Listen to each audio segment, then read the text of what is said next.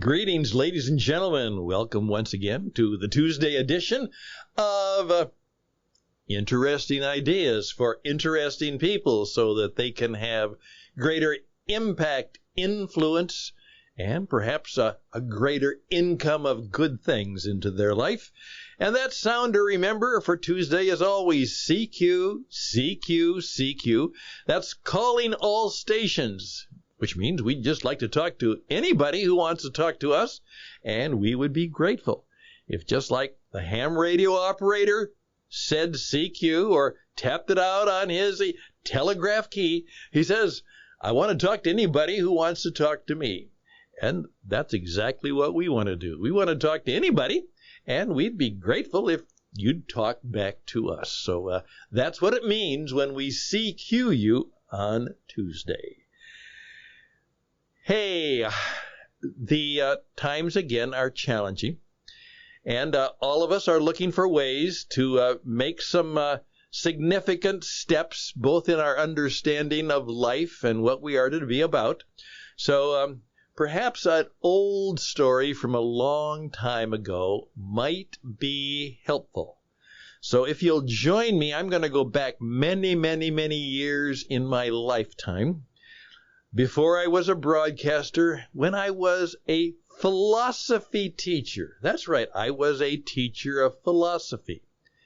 And no, it wasn't in some college or university. I was one of the first persons to actually teach philosophy to 16-year-olds, to juniors in high school. And we had some remarkable things happen. And I think they might even be helpful to you. So if you'll join me for about 15 minutes, that's what we do. Let's see if I can talk to you and ask you about the one big question. What is the one big question? Interesting Ideas, that's the program, and it begins right now.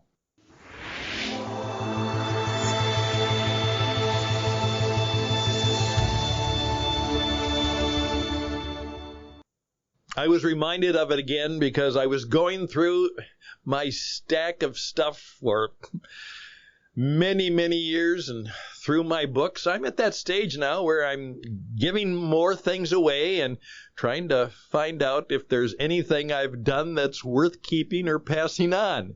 And I've got a stack of stuff, and so I was going through it. And I came across this. Now, a number of years ago when I was a school teacher, and I worked very hard at the job. I was an old-fashioned school teacher. I was not into any of this modern stuff that we have to teach them. I was in the business of teaching them to appreciate their history, the world they came from, and the people who'd gone before them, and what it meant. And I truly believed that one of the best ways to avoid the bad mistakes in the future is perhaps to look at some of the bad mistakes and some of the good causes that came from the past. One of the things I wanted young men and women to understand was life did not begin when they were born, and they are not the smartest people in the universe. It's not all about them. They need to learn it's about others, and it's about other times and places and spaces. And so I was not just a history teacher, I was a performer. As I said, I just didn't speak the word, I performed the word. And it caught them. They enjoyed it. Even today, I get, they're pretty old now, I still get reminiscences from some students who remember me. Or as they say, they didn't call me Mr. Houston. They asked me if they could call me Mr. Houston instead of, they said, we would prefer to call you Stan. And I said, no, you cannot call me Stan. I'm your teacher. I'm not your buddy. I'm not your friend. My name is Mr. Houston. That's a hard name to pronounce. Can we call you Mr. H? And I said, I'll take it. And so that's what I was. I was Mr. H. And that was fine. And it worked well. And in this philosophy class, it was a new experiment. I suggested it. And thank goodness I had some supervisors who were really savvy, and we were trying to develop that history would be a very different thing in that it wouldn't just be like there used to be, okay, here's world history and here is U.S. history that they have to take, but we could take areas within each subject arena and that it would be more of their interest, and so they wouldn't necessarily take all the same 12-week classes in history. They could take different classes within history. And one of the classes they could take was world philosophy in the history of man. Of course, we said at that time. Now, of course, we'd have to say in the history of men and women. And that's fine. But philosophy in our history and how it had really very much influenced who we are and what we believe.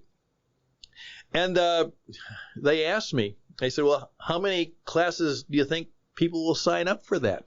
And I said, well, I'll be grateful if we just get, one class, 30 kids, and then I'll just teach one class of that a day.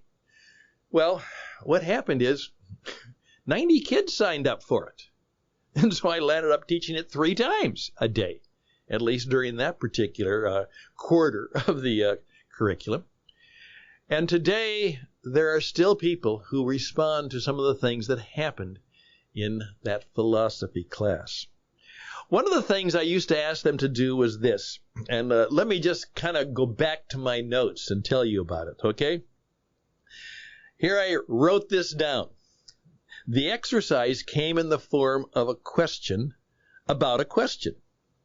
I told the students to imagine that we had all been gifted with a big supercomputer. Now, the reason part of that is actually right down the road from our high school, which was in the southern suburbs of Minneapolis, St. Paul, was a large computer company that actually was making, in fact, there were 2 companies that were making some of the biggest supercomputers in the world. And in those days, a big computer or a supercomputer was a big computer. It was big. It was huge. And they were aware of that. In fact, some of their parents actually worked those companies. And I said, okay, this is a supercomputer that is so powerful that it knew everything in the whole universe. All right? Our class had the computer, and it could give us the answer to any question we asked. Just ask the question, and you will get the answer. We also had the assurance that the answer we received would be the truth. It would be the truth. The problem was that it could only answer one question, and then it would blow up. I then challenged each student to assume that they had the opportunity to ask that one question. Okay, 16-year-old, 17-year-old, everybody in the world is watching because you get to ask the one question. And if we know the answer, it will be great. What question would you ask? By the way, then they had a day to think about it, and then they had to come up, and they had 2 or 3 minutes to tell the class what question they would ask and why. And they did a pretty good job of it. Of course, they're 16, they're 17, but most of them remembered that they shouldn't be asking a question that would benefit just them, but it would benefit other people too. And so that's what we did. And it was fascinating. So I just encourage you to think about that yourself, because let me tell you the rest of the story. Many years after that, when I was a business performance coach, a client came in, and he came to me and he said he was seeking guidance about a career and future direction. In preparation for our meeting, I asked him to be prepared with the one big question that he needed guidance on in his situation. All right. Okay, you're in this situation. You're in this mess. You're in this opportunity, whatever it is. Okay. But you have somebody who will help you. What's the one big question? The one thing that would help you the most in knowing what to do? Think about that right now. When it comes to your life, your business, what's the one question that you would really like to have the answer to? Getting the question right is oftentimes the most important part. Then I oftentimes remind people, and I remind you, that you know what? The master teacher. That's right. As I say, Jesus came into the world asking questions and telling stories. Yet today we often give answers, speeches, and preach sermons. Maybe he had a better idea. You know, sometimes the best help comes from getting the question right. Because sometimes the right answer to the wrong question is often the reason we get it wrong.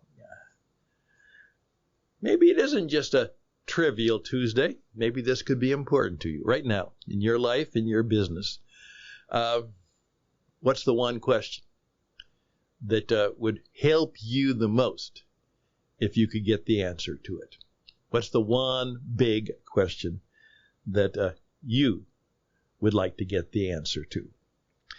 Well, why don't you let me know? I would love to hear from you. Reach out to me at stanhouston@gmail.com, stanhouston@gmail.com. And you know what? If it's good enough, we'll just give you a phone call with your permission, and we'll put your big question on the radio. And maybe other people will help you with the question. Let's see what that question might be. I think this is an interesting idea. I think it's a challenging idea, and that's what we do on this program. Interesting ideas for interesting people so they can live more interesting, more influential, more impactful, live with greater insight, and have good things come into their life. That's what we do, and we try to do it well. We'll be back.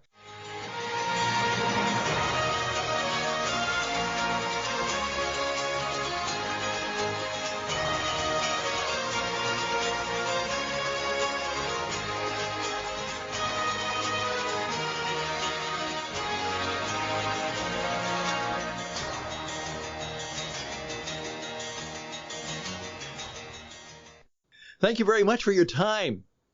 And please keep in mind that we might be able to help you. Many years, first of all, in business performance coaching.